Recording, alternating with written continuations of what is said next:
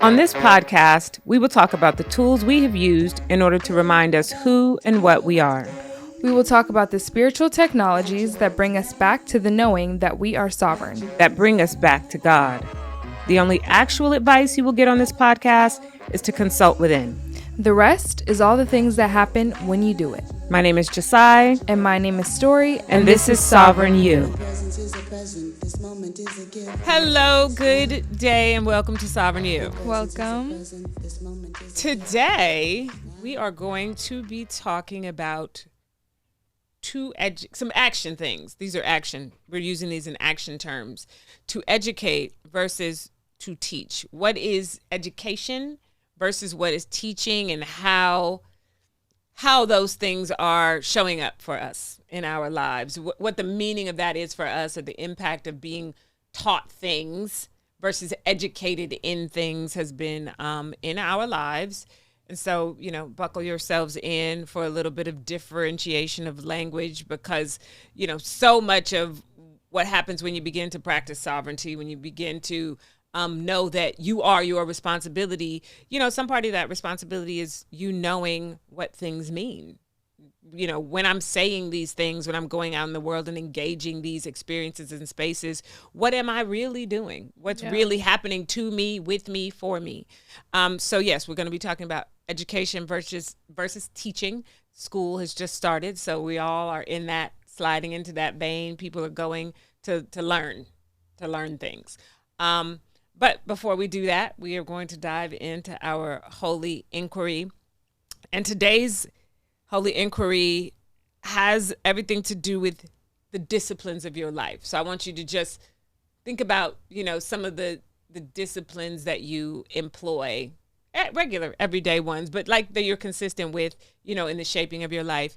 And then I want you to go a little bit further in and tell me ones that might be interesting, unexpected. And the only reason I'm asking this is because I totally have a discipline that I've adopted recently that is completely like somebody would be like, you use that.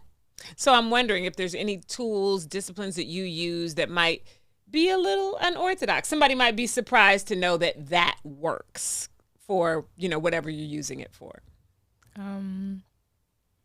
Okay, so it's been hot lately. Okay. Right? And when it's hot outside, I won't have a lot of sugar. So that's a perfect discipline, because it's literally an action that takes no thought. Because oh, really? I literally know the consequence of consuming a lot of sugar when it's hot outside. Mm-hmm. That, again, I think we've talked about on previous episodes, your habits and behaviors become so automatic that you don't have to think about them. So that is definitely a discipline that I don't have to question. Okay. So again, just so I'm clear, your discipline is that when it's hot outside, and right now it's over 100. It's hot. The last couple of days here in the valley where we are, it's super hot. So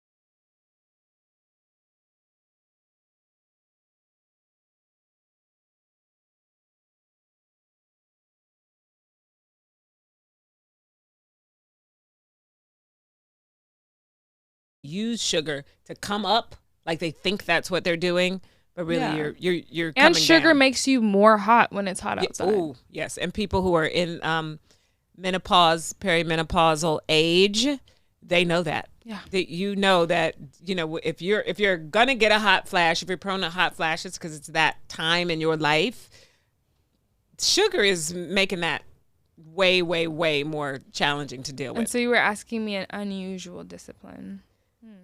So let me tell you what mine is. Okay. So you understand where I'm coming from. So recently, I have been practicing not doing what is automatic. Just really short circuiting all my automations, just so I can be present. Yeah. and I don't cross my legs. I don't again, it could feel super, like right now I'm looking down at your feet and your feet are crossed. Yeah. So when I catch myself automatically crossing my leg, I don't. Okay. Because I need to teach my brain what is automatic isn't where you always want to go. So I love it, even though sometimes I think yesterday I realized there is something in it that frustrates me. But when we're trying to, wind out of a habit, we can feel frustrated. Yeah. Feel that. Or discomforted.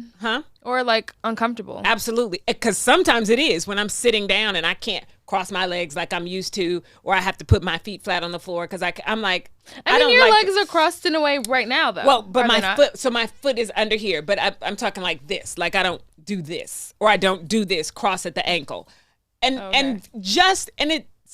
The thing that's beautiful about it for me is it doesn't have to be some big deal thing. It really is just a new training to rewire your brain. Yeah. Another thing that's similar to that for me, I don't think it's unusual or like strange, but when I initially started taking jujitsu is when it came to my mind, and it was brought to my awareness by the jujitsu teacher, and he was telling me that you have to be very careful about your stance. You shouldn't, when you're out, you shouldn't stand with your legs crossed, even if that makes you feel comfortable. Right.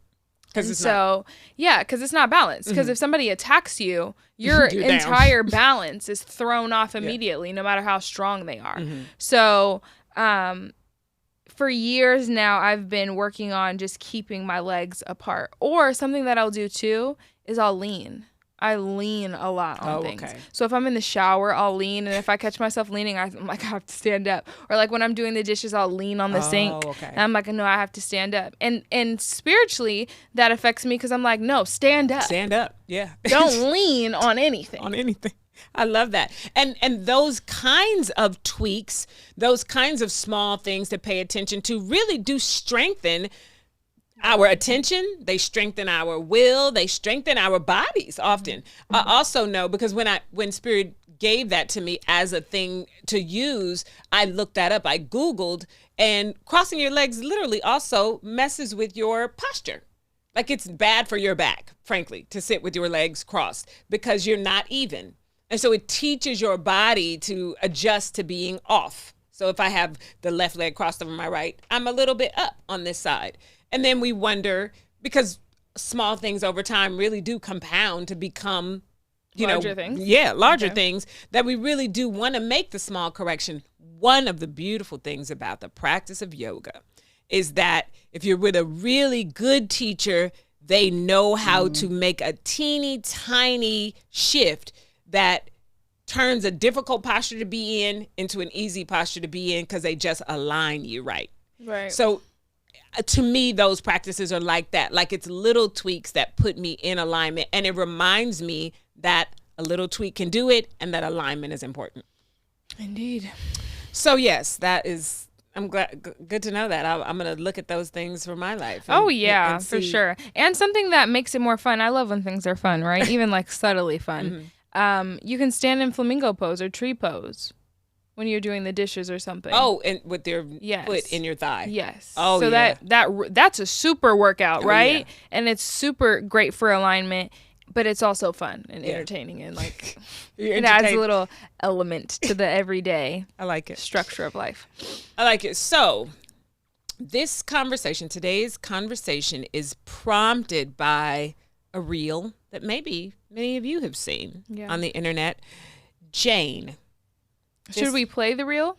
I think it's too long. It's excessive. Okay. I think it's just too long. Okay, but we have notes. The woman's name is Jane Elliott. So some of you are familiar with Sister Elliott because she goes around the country talking to people about how we really have to reimagine ourselves outside of the construct of race, because it's not a real thing. It really isn't a real thing. It is a tool of capitalism and oppression and suppression. Like, it just is. That the truth of the matter is we all come from the same grain, that at the very beginnings of human history is an African woman. And so everything that comes out of that, derives out of that, is obviously the product of evolving and, moving landscapes and locations and over time and over generations. But this idea that we are fundamentally different because of race is a thing that really is doing more harm than good. And out of that, she often talks about the difference between education and teaching, which is the angle that we're interested in today. And very specifically understanding the meanings of these words. So when we are being educated is coming from the idea of deducing, leading out, to be engaged in leading people out of ignorance, but from the inside. So if you're an educator, that's what you're doing. You're help leading people out of a state of not knowing, a state of ignorance. And these are, I want to say all of the words because I think that some words we've attached a real offense to, like the word ignorance. Ignorance just means you don't know a thing. Yeah. You can be ignorant. We are ignorant of a lot of things. Yes. And necessarily so, because we don't need to know everything. We could never know everything. But the things that we should know, we don't want to be ignorant of. We don't want to. And so we want to be educated. We want to know not only what comes from our inner intelligence, but even if we're exploring, we want these things to be relevant to us. Whereas teaching, which a lot of us are commonly familiar with because we've gone to the school systems here in this country and in our culture. And teaching says, this is a set of information that I find important, I find useful, I've codified, I've put together, and I'm going to share it with you, impart it to you. You need to learn it, memorize it, spit it out back to me to make sure you learn it. And then now you know that the supposition is that you know those things, which we obviously know is not true.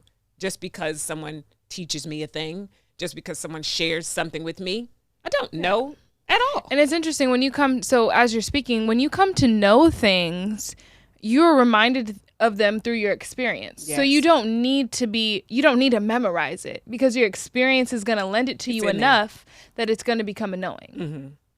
So that's another interesting aspect of knowing versus teaching. Absolutely. Like if you're teaching somebody something, whether it's a part of their experience or not, this is what you want them to know. Yes, that's it. And sometimes it gets a little tricky because somebody will teach you something, want you to know it, and then when you say that's not my experience, people are able to negate that. Like somehow people feel justified in negating what is outside of your experience set because they want you to know and an interesting aspect of teaching that she also brought up is the charts, right? And things like that. Like they've created, isn't that a note that you put in there? They create charts and tables, or what was that? Oh, no.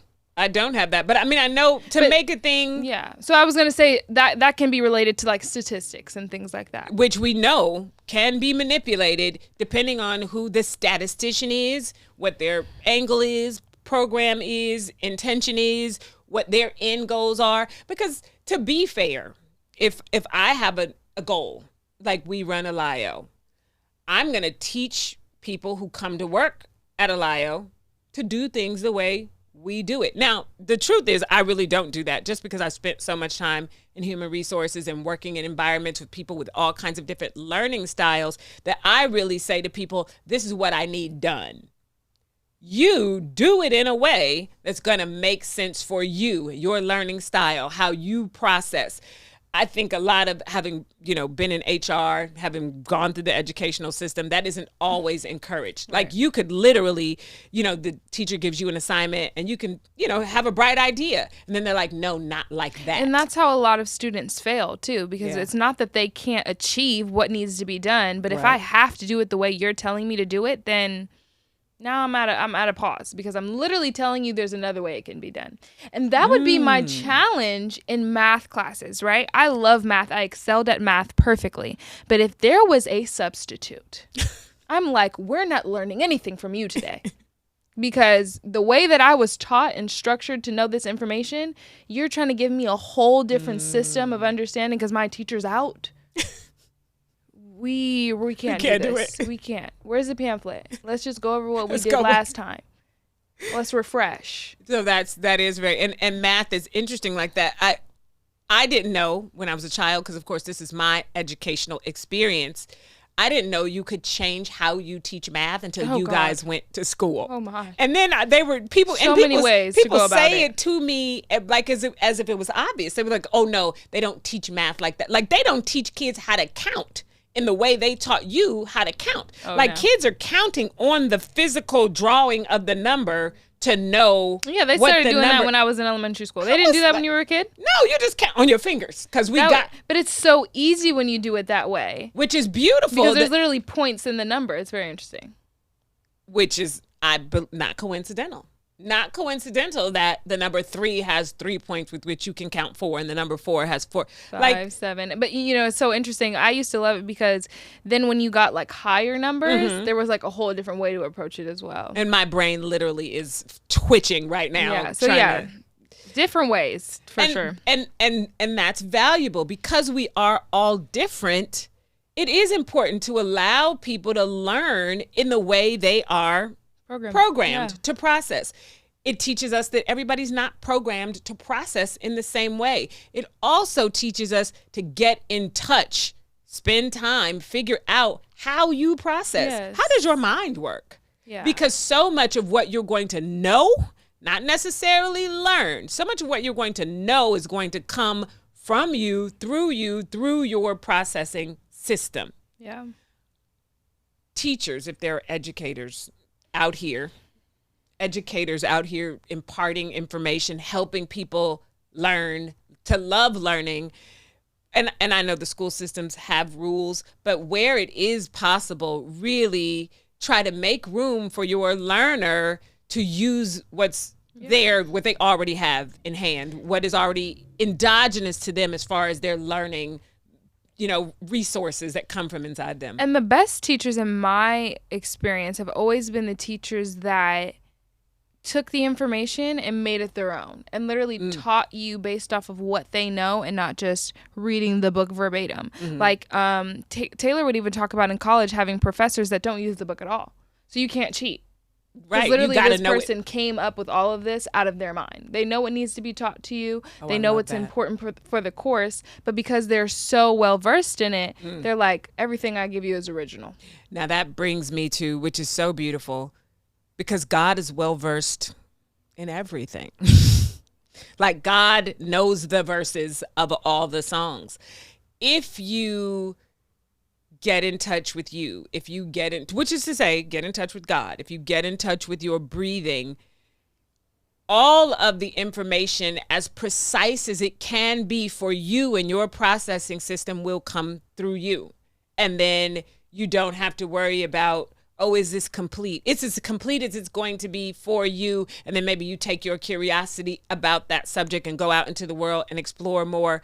But knowing how you learn, how information lands on you, reveals itself to you, unfolds in you, is going to be one of the most vital mechanisms for taking in life, taking in how to live well, how to live your best life. This, everybody wants to know, how do I do me at the highest levels? How to be free.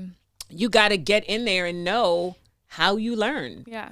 So you wanted to talk about how we educate ourselves in our everyday lives. Yes. So in your life right now, first of all, what are you learning that is making your eyes do that? So I've thought about a lot of things, and it's funny because, I wanted to go into this part because I started to think it's interesting when you do a podcast. If anybody's ever interested in podcasting or like being on camera talking to people, I feel like you don't think of everything in your life, right? Especially when you're having a podcast about life, you think about what comes to you on the spot, and then after you get behind the cameras, all these things flood in, right? Like I could have said this or I could have done this, but I'm glad that this came to mind, that I actually have succumb, surrender, and overcome on my mirror at home. So a lot of what I'm learning, I will write on my mirror, so I'm reminded of it daily. Okay. And that's great for your subconscious. That's great for your conscious mind, just so your mind is always on it. You're always thinking about it. And it's interesting. another piece of education, another piece of growth that I received from doing that, as you know, putting up reminders, is that I have my financial reminders on this note card. And the other day I looked up at it and I was like, I'm literally about to be there. And that note card is like probably like a year and a half old. I love it. You know? But anyway, so recently I've been, so much of the education in my life comes from focusing on the basics. That's where I'm at right now. Okay. I was doing root chakra yoga every day for a while just to really ground myself and really just make sure that my actions are aligned with focusing on my foundation, building a very strong foundation. I've had to uproot and reroot my financial foundation as well, and that's becoming stronger. And so a part of what really tends to that, building a strong foundation, is having great habits and having the ability to just attend to the everyday basic hygiene, making sure your apartment's clean, showing up to work, like those things. And so I've been making sure that that happens in a routine way, and I've been working on more ways to be more skillful in doing that. Like we talked about me showing up to work on time. So now I've created this chart that helps me clock in. I just started doing that recently. Beautiful. And so, yeah, just making little tweaks like that, because I always just want to improve my foundation to make that super, super strong. And so when it comes to the succumb, surrender, and overcome, I realized, I had an epiphany one day, and I realized the connection between all of those words, talk to me about succumb. So because succumb is a very interesting word. Succumb means basically it's not even surrendering in a way that benefits you. So again, if we're talking about teaching versus education, what is this information that I'm quote unquote surrendering to, that I'm believing, that I'm allowing in doing for true. me? Yeah. Okay. And if I don't have any practical action towards it, or any knowing for what it can do really to benefit me, and I just let it do what it does, that's succumbing. Oh yeah, it is. Okay. I just want to know how you was engaging that, because that is. Yes. If I just let it take me. Yes. Because I think that there is a spectrum. On the opposite side of the spectrum, you have overcoming. How do you get there from having succumbed to information, having been indoctrinated? You have to surrender, and that is surrendering to what is. You have to be where your feet are. You have to surrender to truth. And so surrendering is above succumbing, because surrendering is surrendering into what is, and it's not just taking, any old thing that there's no alignment in your reality. Relevant. Okay. Yeah. So surrendering to me is surrendering to what is and what is beneficial. And from there, you can overcome. Like, let me angle that. That's really beautiful. Yeah. Because it is a spectrum. Yeah. One of the things that you said that struck me was that you said you began to implement things. So I wonder, in your process of educating yourself, how do you know when it's time to, or okay to, let something that you have been learning and implementing, when it's time to let that thing go and transition to something else, or when it's time to add something? Like what prompts you to release a practice or a thing that's teaching you and transition into or out of something else? It just shows up. Like I just remain present. And again, in a previous episode when we talked about envisioning. Okay. And when you envision something and you have that relationship with God and that understanding with God that this is going to show up, then it's all about, what are you willing to forego? What are you willing to, in the reality of it, in the reality of the thing that you want, what is going to go, what is going to come? Okay. And so I allow for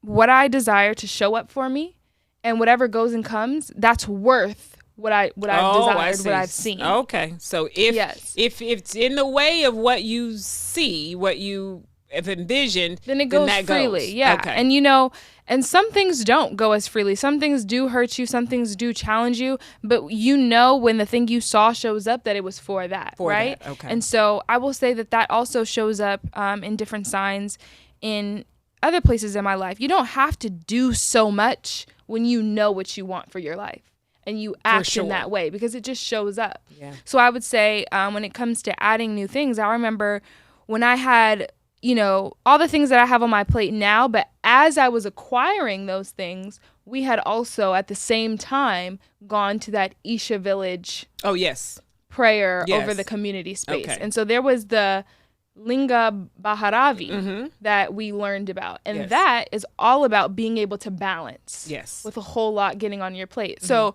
the fact that those things happen simultaneously in my life let me know, oh, this is now a tool that I need for the next phase in my life. Okay. Like I just allow my life to flow with the knowing and understanding that I'm working towards everything that I see and that I envision. And my life is in turn feeding me exactly that. So what comes up for me in hearing that is that you have learned to trust life. Oh yeah, because I know that I'm in charge. I know I'm a part. I'm the co-creator of my reality.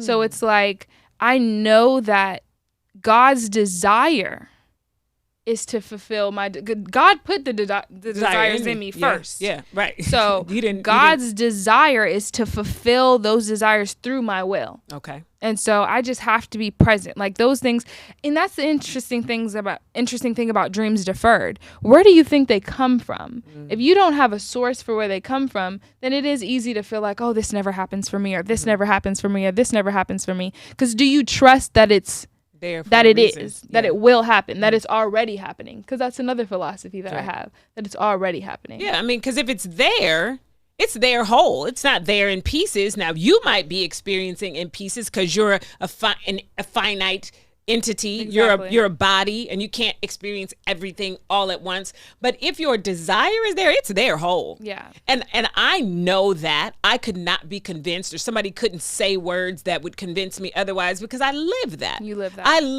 I'm literally living inside of the whole of a dream for my life that I could just see 15 years ago. Exactly. The whole thing is here. And it's an example in a lot of the ways that we conduct our lives. Like the card is a perfect example. Clearly at the time when I wrote that down, I was close enough to it to feel like it was a possibility and it was rational, but clearly I wasn't there because now a year later, now I'm there. Right. You know what I'm saying? For example, when we reflect and we look back at pictures of Alayo and we see the 5 beads we had on the table. 5 beads on the table. 5. We're like, wow. And we were at that. And the thing that's beautiful about that is because when you understand that this whole thing is energetic and this whole thing is vibrational, it felt as exciting with 5 beads on the table as it feels with 5 rooms full of beads. Yeah. It just is, because joy is joy no matter what you are joyous over. Yeah. Success is success no matter what the object or experience of that success is. So we got to really just work on the vibe. Be able to be taught. So to relate it back to the point, to be able to be taught and to receive education that also is going to be followed by action. Because we had to, I mean, this didn't even come out of nowhere. Like before you started Alayo, you had plenty of other businesses. Yes. So you had the education, you had the know-how. Now it's just about doing. Yeah. Yeah. I that kind of thing gives me chills. And the reason why is because I know what I see in my mind's eye now.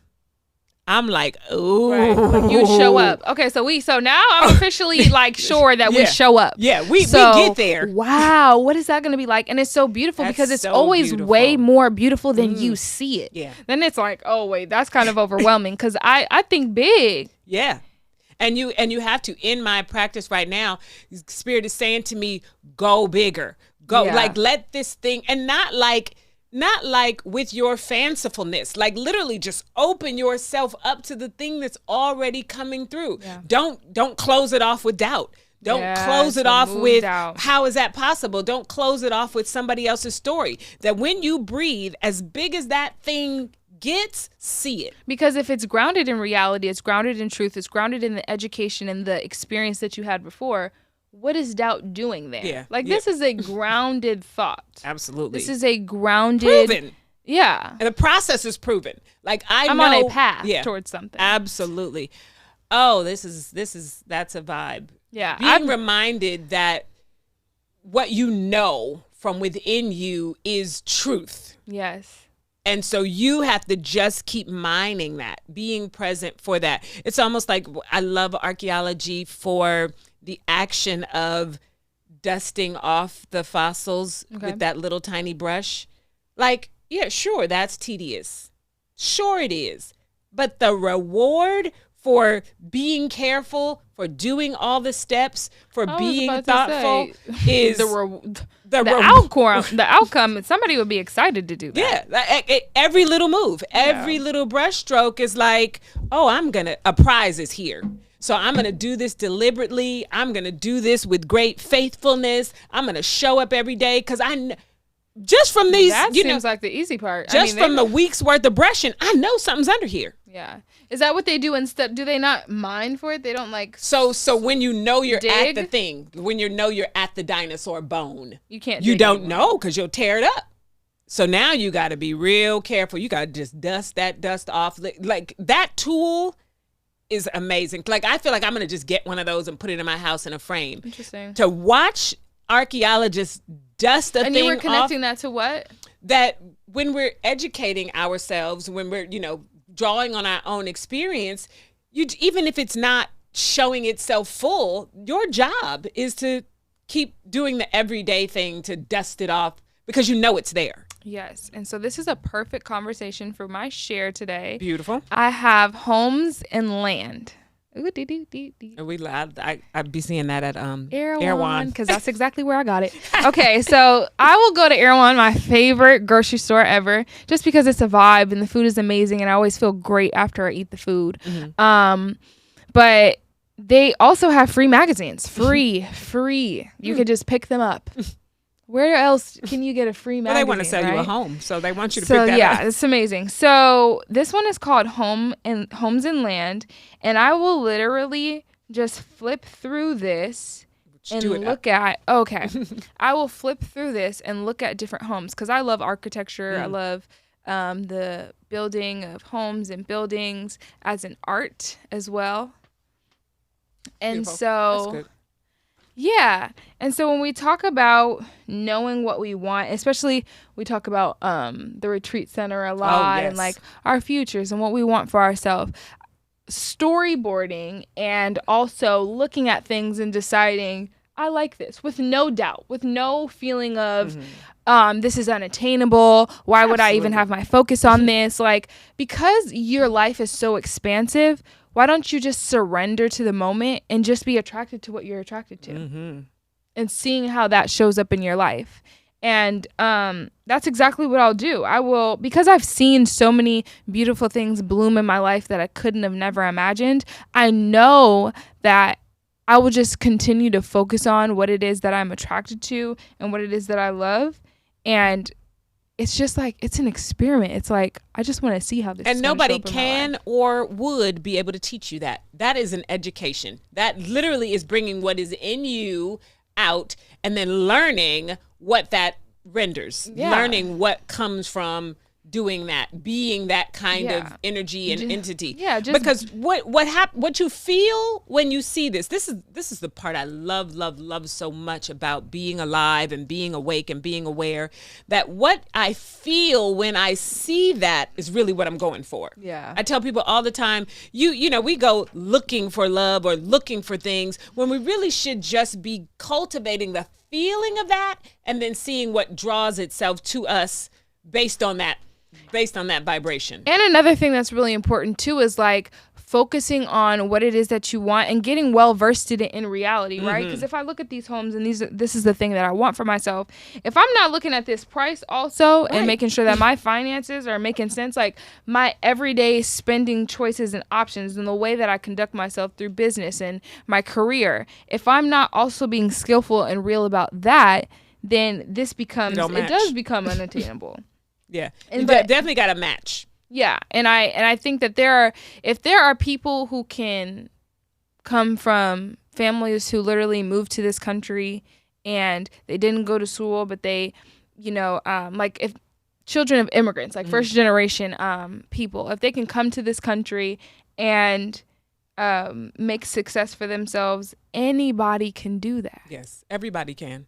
Everybody who you just have to keeps stay their eye focused. on the prize. Exactly. Yeah. Everybody who keeps their eye on the prize. It literally, and so how it connects to education is it literally informs my decision making, because this is on my mind. This is what I want. This is what I'm focused on. You can't be perpetually focused on spending your money on little things and then looking up and the big things can't be paid for. And you're like, well, my mind was never thinking about that. I was never on that, actually. Yeah, I love it. I love that. I do the very same thing. I was a part of a group called the Vision Tree some years ago, led by a friend of mine. There were a couple couples in this group, and we would get together, and we came to the Vision Tree with a project in mind. Mm-hmm. And my project was the New Fast Girls, which I completed through that course of study, through that engagement. That every single one of those meetings where we got together was a couple hours once a week, and our whole energy and attention went on ways to focus on whatever this project was. And the goal, period, was that when this was over and these 8 weeks, 12 weeks, or whatever it was, we were going to be done. Whatever we came there to bring to fruition was going to have fruit. Powerful. Super, super, super powerful. And there wasn't any outside teaching. It was really all about, what do you know about you in relationship to this that's going to make this thing be born? Whatever you know about you, call all of those things, pull all of those things together, concentrate your energy on those things in relationship to this. That's how you get a thing born. Yeah. And you can do that again and again. That's repeatable. That's science. Yeah, and that's your education. Literally your action is proving itself to be true. What about you? What is your education in your I am teaching myself the power of presence, really. Like, that is my supreme focus. And because presence is everything and all around us, it's applicable to every single thing that I do. Refraining is a tool that I've been using for my whole adult, since my 20s.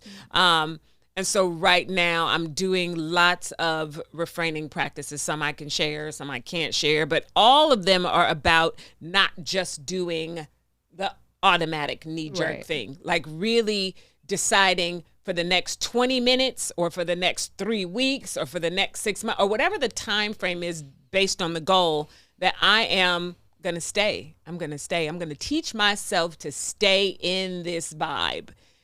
And God agrees. Like, every time God agrees with me and we get together and make this thing go. And so in the moment, I'm strengthening myself. I'm strengthening my will. I'm strengthening my fortitude. I'm strengthening my clarity of mind and motion in a particular direction. And then what I see come out of that, even when I leave those spaces or those moments, is that they just bloom everywhere. Like, everything is just growing. And I'm like, okay, that works. You know, standing down, letting my ego, teaching my ego to stand down, not think it knows everything, not think it knows the way, but just being present to what is here. Don't let your ego think itself out of the moment, because anything that is going to happen that's going to be beneficial is going to happen right where I am, right where I'm breathing. And so I'm educating myself on what presence has for me and has to teach me. And it's profound and endless. So I'm like, oh, listen, God gave me a course of study where I ain't even got to flip and switch. I could just stay here and get this lesson repeatedly again and again in different forms everywhere I go. Nice. So I feel like Rumi in that way. I feel like Rumi in that way, where everything is evidence of God, if only I figure out how to see it. My legs look like glass.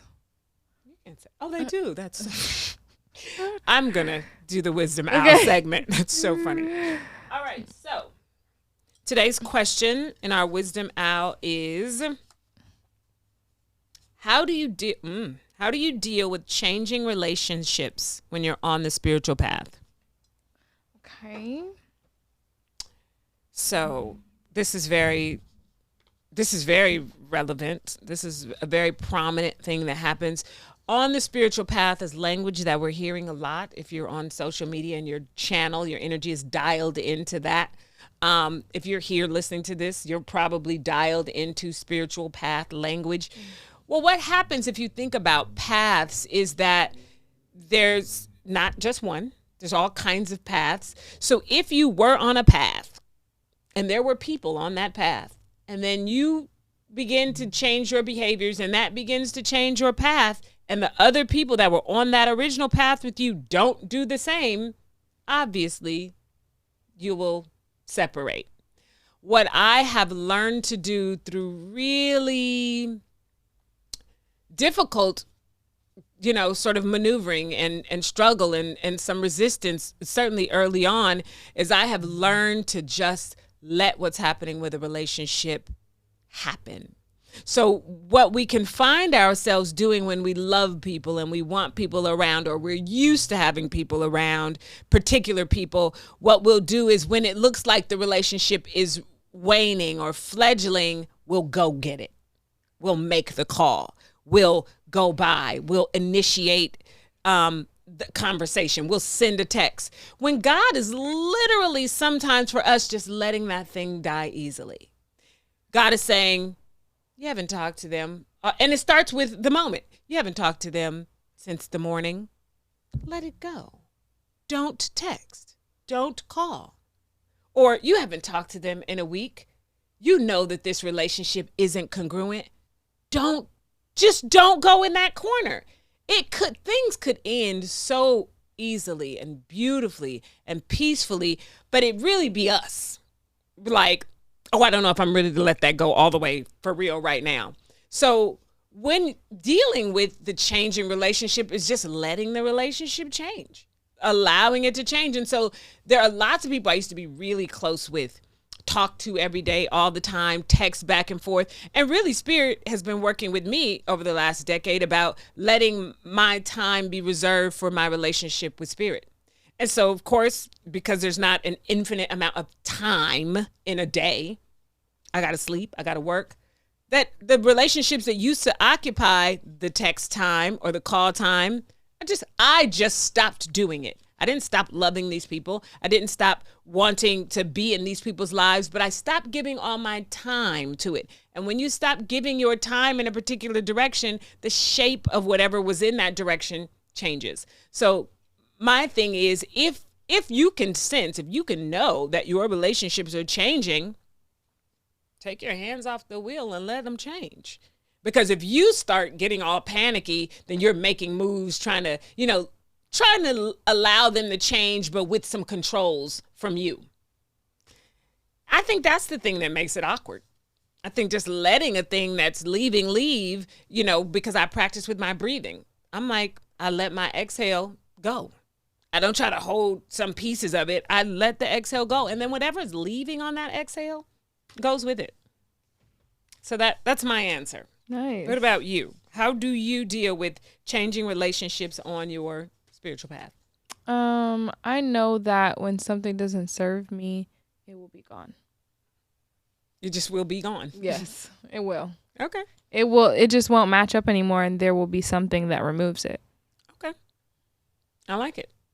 So if it's not matching, and so you don't engage yourself in that at all. You just let it disappear whenever it's going to disappear whole, I guess. Yeah, I mean, you always know, like, even with the practice of wearing waist beads, you know when it's time to cut a waist bead off.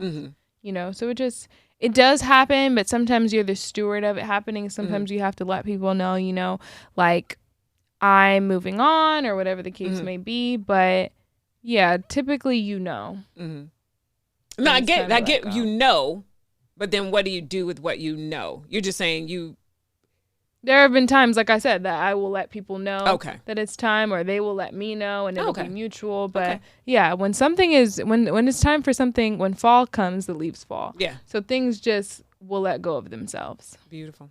All right. Well, that's it.